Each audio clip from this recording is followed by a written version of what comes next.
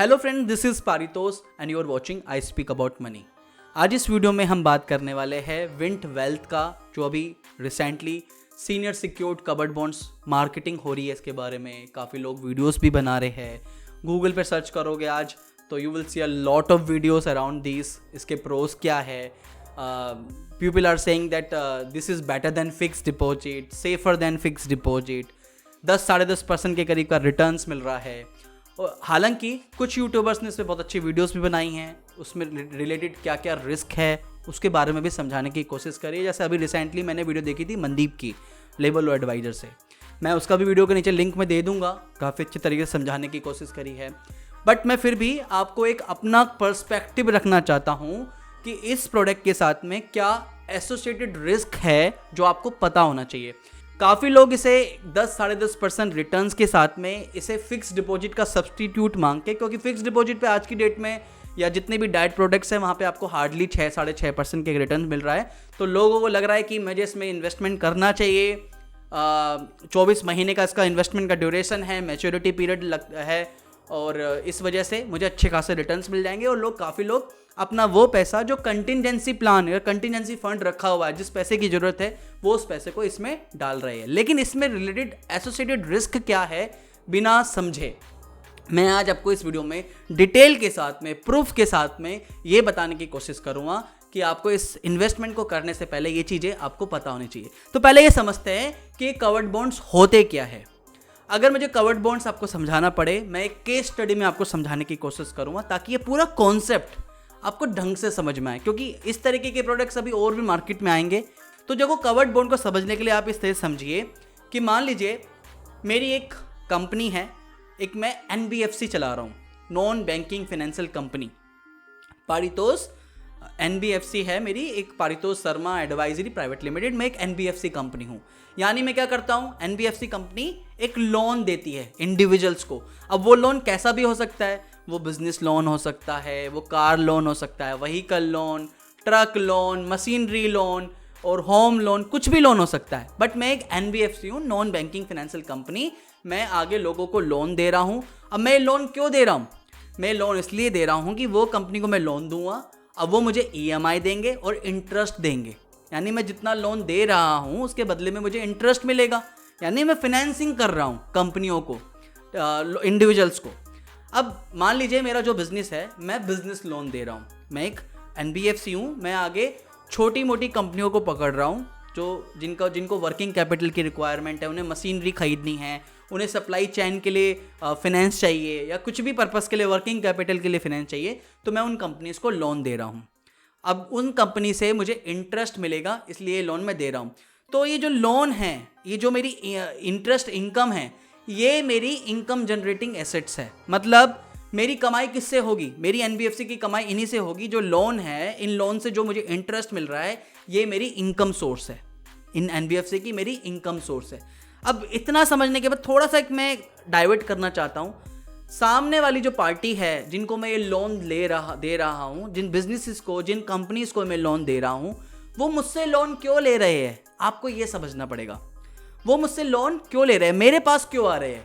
तो आप देखिए, इस तरीके समझिए कि अगर मान लीजिए अब मैं बोलता हूँ कि भाई मैं एक बिजनेस रन कर रहा हूँ। मान लीजिए मैं एक ऑटो कंपोनेंट की कंपनी हूँ, ऑटो टूल्स बनाती हूँ, मान लीजिए, ठीक है।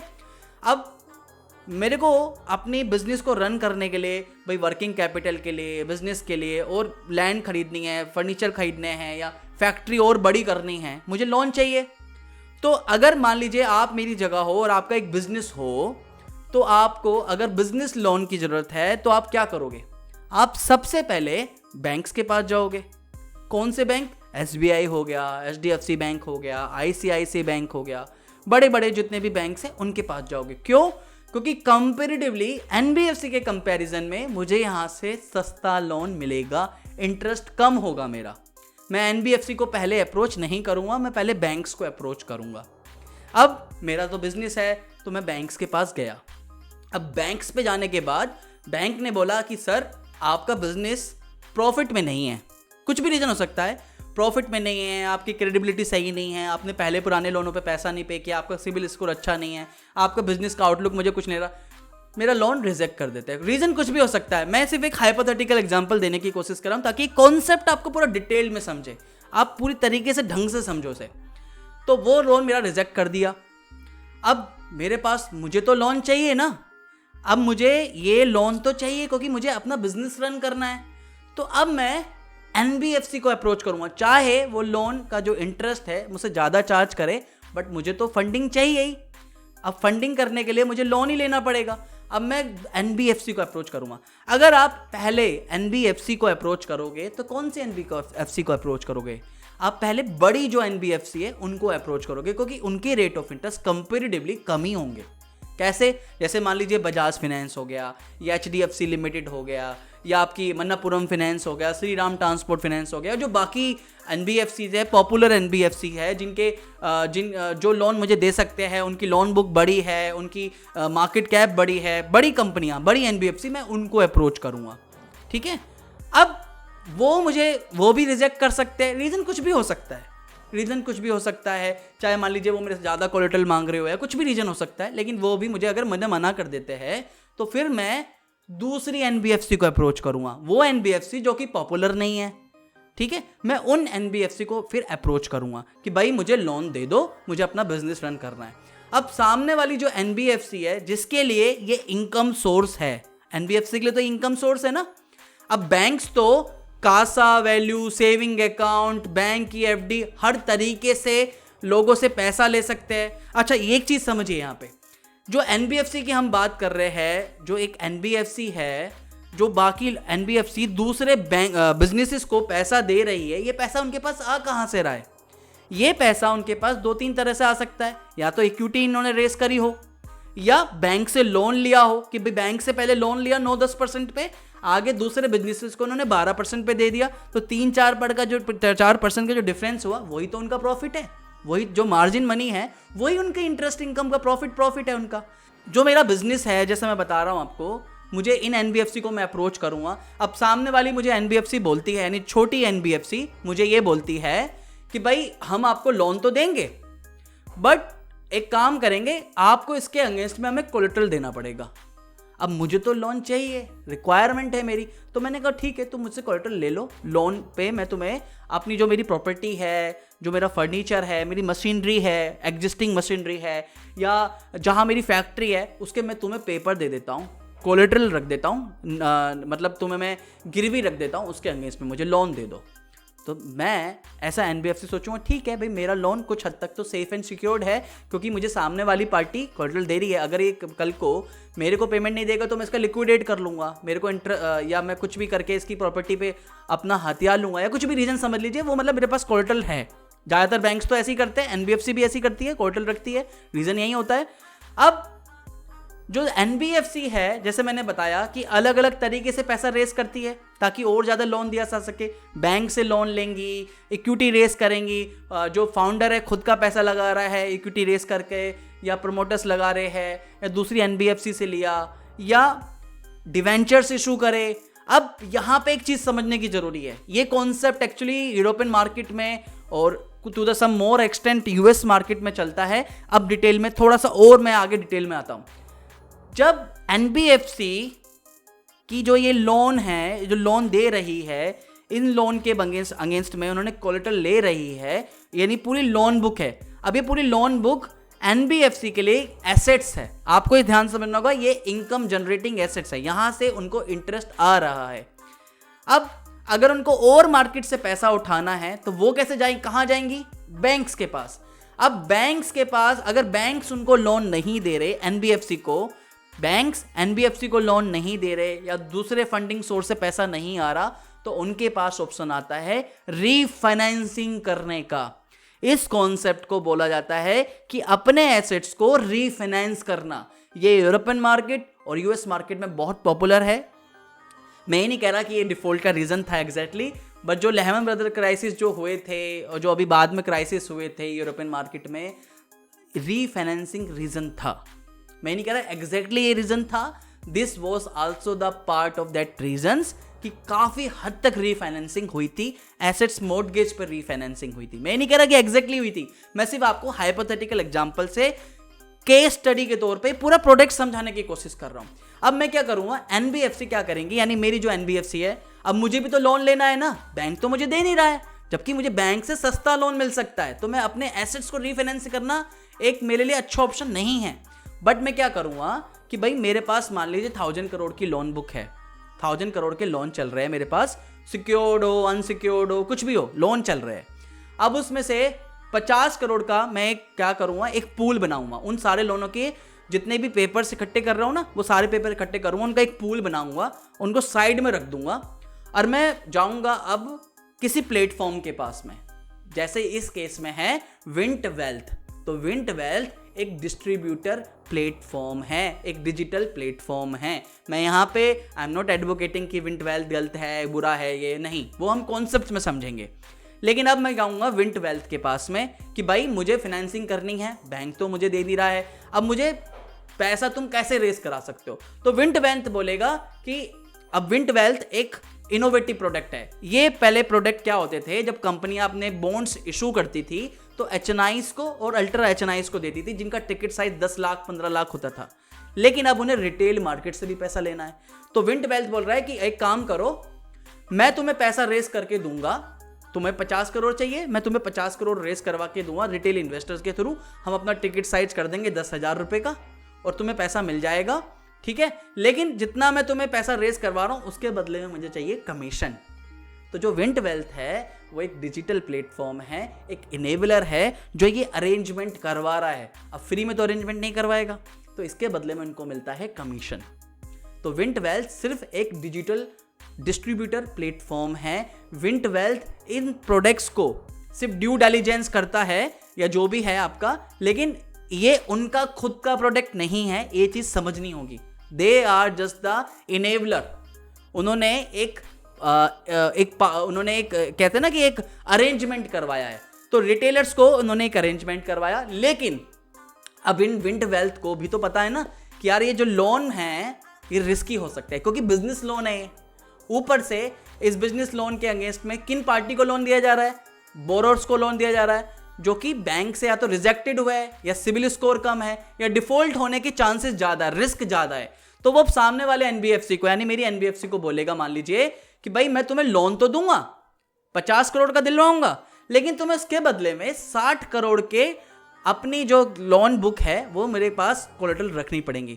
अब वो लोन बुक मेरे पास तो रखेगा नहीं, वो क्या करेगा, विंट वेल्थ एक, ताकि ये अरेंजमेंट पूरी तरीके से सक्सेसफुली चल सके, यानी लोन ये जो पैसा दिलवा रहा है इन्वेस्टर्स से, इन्वेस्टर्स को पैसा टाइमली पीरियडिकली टाइम पे मिल सके, तो वो एक अरेंजर करेगा, एक कह सकते हैं कस्टोडियन, जिसको हम एसपीबी एक गारंटर बोल सकते हो, जिसे ट्रस्टी बोल सकते हो।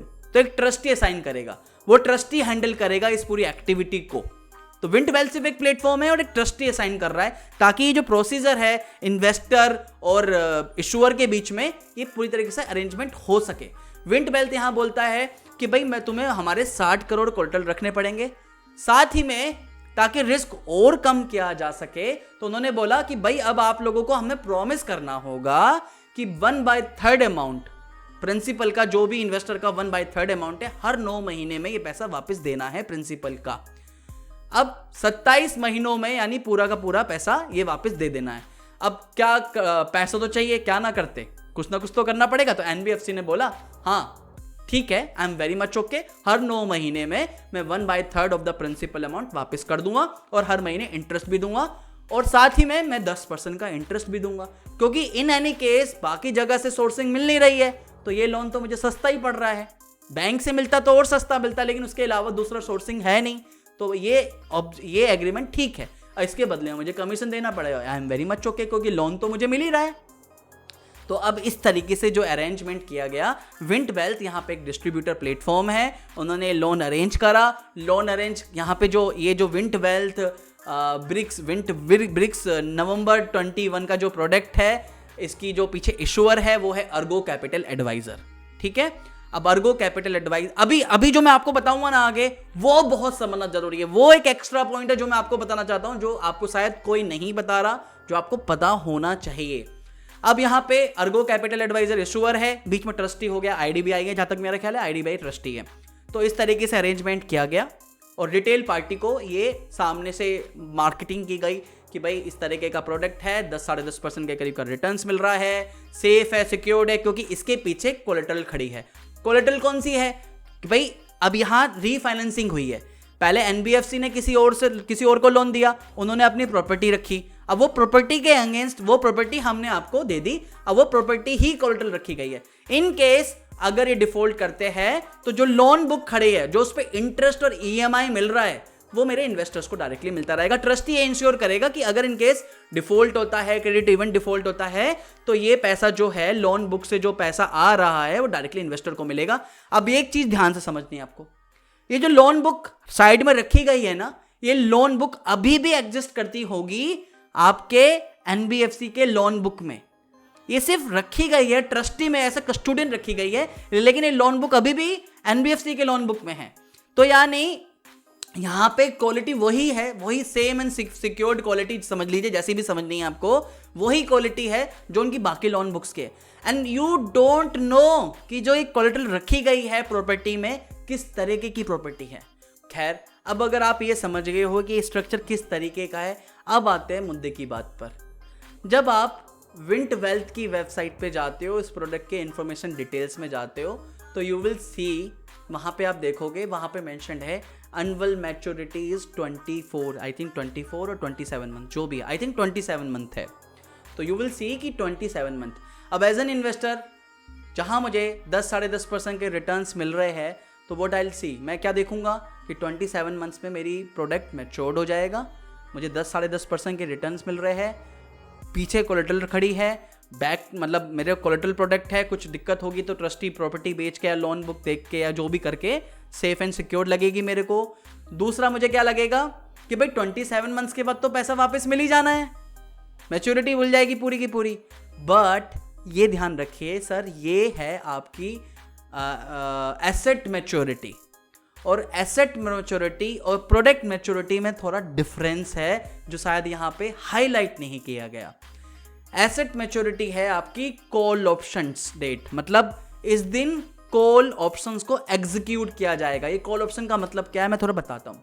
अगर आप कंपनी के प्रोस्पेक्टस में जाओगे, कंपनी के देखो, कभी भी आपको इस तरीके के प्रोडक्ट्स के बारे में थोड़ी रिसर्च करनी है ना, जब भी डेट इशू होता है तो उस कंपनी की रेटिंग एजेंसीज के रेशनल्स हमेशा पढ़ने चाहिए।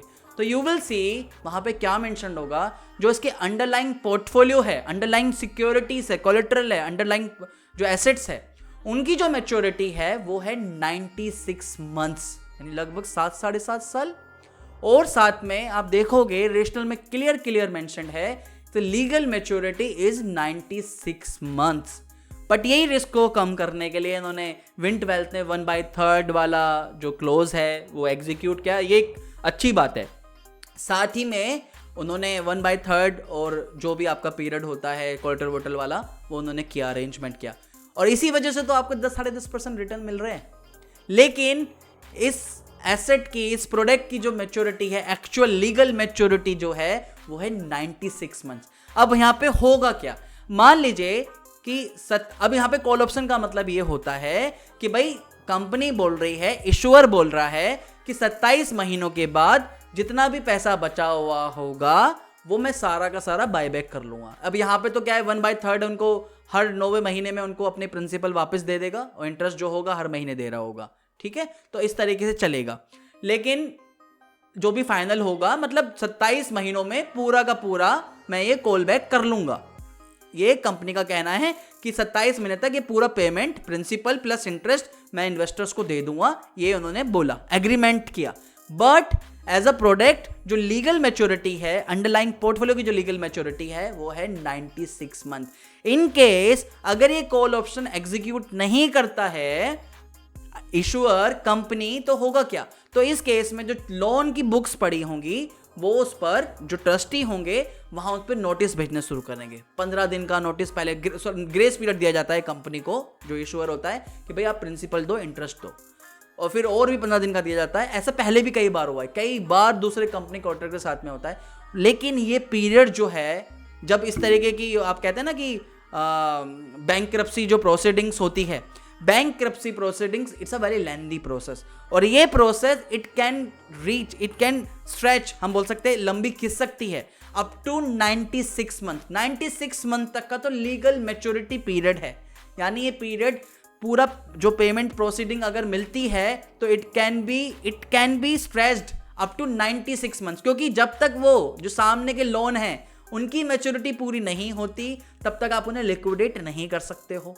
आप उनको लिक्विडेट नहीं कर सकते। अगर वो पेमेंट डिफॉल्ट भी करते हैं तो या पेमेंट थोड़ा डिले भी करते हैं तो इसमें सफ़र कौन करेगा? आप सफ़र करोगे। अब आप बोलोगे कि चलो, अब आपको आई होप ये समझ में आ गया होगा। तो मैं यही कहना चाहता हूं कि अगर आप ये 27 मंथ्स का पीरियड सोच के इसमें इन्वेस्टमेंट कर रहे हो तो this is not a good idea. It is not a substitute of fixed deposit. आप वो पैसा जो कंटिजेंसी फंड है, जो 2 साल के बाद मुझे घर बनाने के लिए चाहिए और वो पैसा मैंने एफडी से उठा के इसमें डाल दिया ये सोच के कि चलो 2 साल 3 साल के बाद तो पैसा मुझे वापस मिल जाएगा, तो ये मत करना। अब ये तो एक छोटी सी चीज़ है, मैं और चीज़ें आपको बताना चाहता हूँ जो आपको पता होने चाहिए। अब जब भी, अब जैसे मैंने बताया कि विंट वेल्थ है क्या, विंट वेल्थ एक सिर्फ डिस्ट्रीब्यूटर प्लेटफॉर्म है, एक अरेंजमेंट करवा रहा है, लेकिन इशूअर कौन है? Ergo capital. जब भी आप इस तरीके के अरेंजमेंट्स में पैसा लगाते हो तो आपको हमेशा ध्यान रखना चाहिए कि उस कंपनी की फाइनेंशियल स्टेबिलिटी, उस कंपनी के प्रोस्पेक्टस क्या है। मैं ये तो नहीं कह रहा कि बुरी चीज़ है ये, बट अगर आप सर्च करोगे, गूगल पे सर्च करोगे एंड यू विल सी, आप प्रोस्पेक्टस पढ़ोगे, हालांकि मैं डिस्क्रिप्शन में नीचे लिंक दूंगा, तो आप देखोगे इस कंपनी पे बहुत सारे लिटिगेशंस, कोर्ट शूट्स और भी काफ़ी सारे क्रिमिनल प्रोसीडिंग्स चल रही है। मैं ही नहीं कह रहा कितना सही है, कितना गलत है, झूठ है, सच है, क्या है, आपको प्रोस्पेक्टस पढ़ना चाहिए। मेरा मानना ये है कि इन प्रोडक्ट्स में पैसा लगाने से पहले आपको ये डिटेल्स पता होनी चाहिए। तो यू विल सी कि there are lot of cases जो रनिंग, और अभी पहले भी पुराने काफ़ी केसेस हुए हैं जो कंपनी के जो, क्योंकि यार पैसा तो दे रहे हैं बिजनेस को, बिजनेस लोन दे रहे हैं मशीनरी के लिए, सप्लाई चेन फाइनेंस के लिए, तो वहाँ से कई बार पैसा डिफ़ॉल्ट हुआ है और अच्छा खासा डिफ़ॉल्ट हुआ है। ये सारे केसेस आप गूगल पर सर्च करोगे, आप डालोगे वहाँ पे कि litigation against the Ergo capital और आप प्रोस्पेक्टस पढ़ोगे, you will see a lot of cases around this. तो मुझे लगता है कि आपको ये पढ़ना चाहिए, क्योंकि इन्वेस्टमेंट पर आप सेफ एंड सिक्योर्ड मानकर 10-10.5% मानकर, कोलेटरल मानकर अगर पैसा लगा रहे हो तो रिस्क तो है भैया। और एक चीज़ ध्यान रखनी चाहिए, अगर आपको रिटर्न्स, हायर रिटर्न्स मिल रहा है तो it will not come as a free lunches, it will come with higher risk. तो ये बात हमेशा ध्यान रखनी चाहिए। खैर, अब आई होप आपको कुछ हद तक प्रोडक्ट के बारे में मालूम चला। मैं क्या इशारा करना चाहता हूँ, मैं किसी को डीमीन नहीं करना चाहता, मैं प्रोडक्ट को बुरा नहीं बताना चाहता। अब यहाँ पे कुछ लोग ये भी बोलेंगे कि विंट वेल्थ जो है it is running by big names like Nitin Kamath, CEO of Paytm, ex Paytm, CRED के जो कुणाल है वो पैसा लगा रहे हैं और lot of big names are in the board. भाई एक चीज़ ध्यान से समझिए, all these are equity investor. उन्होंने क्या किया? उन्होंने एक इनोवेटिव आइडिया देखा। अभी तक HNI, अल्ट्रा HNI के पास होता था, अब रिटेलर्स के लिए ऑप्शन एक प्लेटफॉर्म बना के दे रहा है, जहाँ पे उनको कमीशन मिलता है। तो इस बिजनेस में काफ़ी दम है, तो इस बिजनेस में एज अ सीड फंडिंग के तौर पर मुझे पैसा लगाना चाहिए। तो all these are equity investors. अगर कल को पेमेंट डिले होता है, डिफॉल्ट होता है, तो you can claim to Nitin Kamath और बाकी मेंबर्स को कि भाई you are liable to pay company. They are not liable to pay you back, उनकी जिम्मेदारी नहीं है। They are just the legal investor, they are just putting their money to earn more money, they are just the investor. उन्होंने seed funding करी है, बाकी businesses में भी करते हैं वो, तो they are just doing this, उतना ही कर रहे हैं वो, they are just the investor. तो सिर्फ उनका मेंबर्स में नाम देख के you are getting attention, no, ऐसा मत कीजिए। They all are the investors. आपको बिजनेस समझना पड़ेगा, जो इशूअर है, जो पैसा ले रहा है आपसे, उसकी क्रेडिबिलिटी कितनी है। और जैसे मैंने बताया, आपको प्रोस्पेक्टस पढ़ना चाहिए। इससे ज़्यादा डिटेल में मैं क्या बताऊं। मेरा मेन मोटिव यहाँ पे है कि जो ये आप 24-27 मंथ्स का जो देख के कर रहे हो, this is not the 27 month, this is a call option date. And call option date और एसेट की जो maturity, this is the 2 different thing. 27 months समझकर सिर्फ इन्वेस्टमेंट मत कीजिए। रिस्क, यहाँ पे 3-4 चीज़ें समझी हमने। एक तो जो ये बोरोवर्स है बिजनेसेस के, वो उनकी क्वालिटी क्या है, डिफॉल्ट होने के चांसेस क्या है, रिस्क कितना है। आप एक बैंक को लोन देना चाहोगे या आप एक ऐसी NBFC को लोन दोगे जो इस तरीके के बिजनेसेस को लोन दे रहे हैं जिनकी क्वालिटी कुछ काफ़ी खास नहीं है, जो पहले भी डिफॉल्ट किए हैं। दूसरा, कंपनी में थोड़े से लिटिगेशन चल रहे हैं, आई एम नॉट श्योर कितना आपको कंफर्टेबल लगे, मतलब आपको प्रोस्पेक्टस पढ़ना चाहिए। तीसरा, आपको जो 24 मंथ्स 27 मंथ्स समझ के आप इसमें एसेट में पैसा लगा रहे हो, ये 27 मंथ सिर्फ एक कॉल ऑप्शन डेट है. It can be up to 96 months in case अगर पेमेंट डिफॉल्ट होता है. हालांकि आपको एक चीज और समझनी है. आप सोचोगे कि चलो कोलेटरल में जो लोन बुक रखी है उसके अगेंस्ट में प्रॉपर्टीज रखी है. आप मुझे बताइए प्रॉपर्टी लिक्विडेट कराना कितना आसान है. अगर इन सारे चीज़ों के आंसर अब आपको समझ में आ गए तो आई बिलीव आपको ये भी समझ में आ गया होगा कि क्या मुझे अब इसमें पैसा निवेश करना है या नहीं करना है. मेरी बात छोड़िए, लेकिन आप खुद डिसाइड कीजिए. मैं आप लोगों के सामने सवाल उठा रहा हूँ कि क्या आपको ऐसे बिजनेसेस में ऐसे डिवेंचर्स या ऐसे तरीके के कॉर्पोरेट बॉन्ड्स खरीदने चाहिए जहाँ पे इन रिसेंट ईयर्स में you have seen a lot of examples. तो आई होप ये वीडियो पसंद आई होगी. अगर ये कंटेंट पसंद आया है तो प्लीज़ वीडियो के लाइक का बटन लाइक जरूर कीजिए. और मेरी रिक्वेस्ट है आप लोगों से कि वीडियो ज़्यादा से ज़्यादा लोगों को प्लीज़ शेयर कीजिए. व्हाट्सअप करना है, फेसबुक करना है, जैसा चाहिए वैसा शेयर कीजिए ताकि ये इन्फॉर्मेशन काफ़ी लोगों तक पहुँचे. ज़रूरी है. और अगर आपने हमारा चैनल सब्सक्राइब नहीं किया है, सब्सक्राइब करना चाहते हो तो सब्सक्राइब कर सकते हो. I am targeting 1000 likes in this video. तो नेक्स्ट वीडियो मिलेंगे कुछ नए टॉपिक के साथ. तब तक धन्यवाद. वंदे मातरम. जय हिंद.